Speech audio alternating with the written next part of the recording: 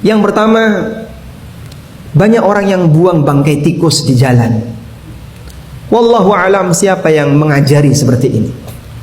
Dan budaya ini kita jumpai di masyarakat kita. Sehingga mereka berpikir bangkai itu ketika dibuang di tengah jalan, kemudian nanti ditabrak oleh kendaraan, akan menjadi tipis, lalu lama-lama akan kering, lalu hilang. Sebenarnya bukan hilang, tapi dia bisa jadi menyebarkan virus di mana-mana. Dan edukasi semacam ini masih cukup lemah di masyarakat kita. Apa bedanya dengan orang buang kotoran dengan orang buang bangkai tikus di tengah jalan? Dan Nabi SAW telah ingatkan bahwa perbuatan semacam ini adalah perbuatan yang terkutuk.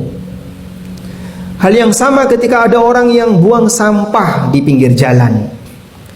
Dia tidak tertib ketika buang sampah. Mungkin malam hari jam 2 dia naruh sekresek sampah, lalu dia tinggalkan.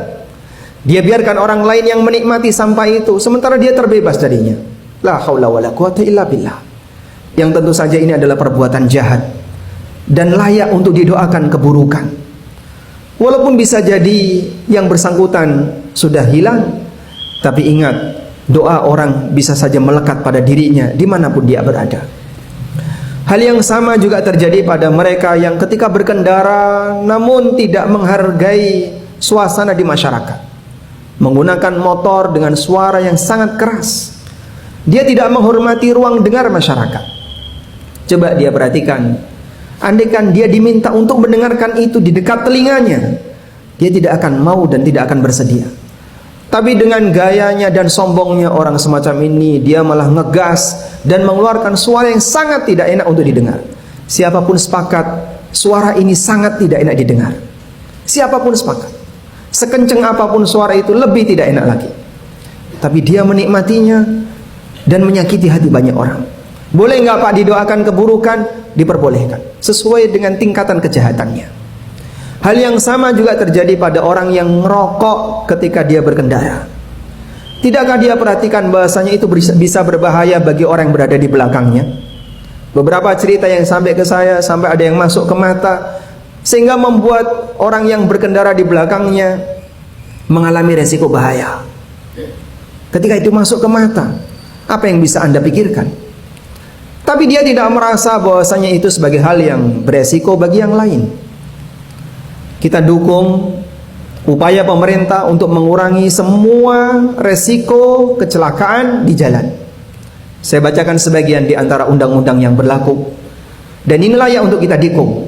Pemerintah membuat undang-undang ini sejalan dengan syariat Islam. Dalam peraturan Menteri Perhubungan nomor 12 tahun 2019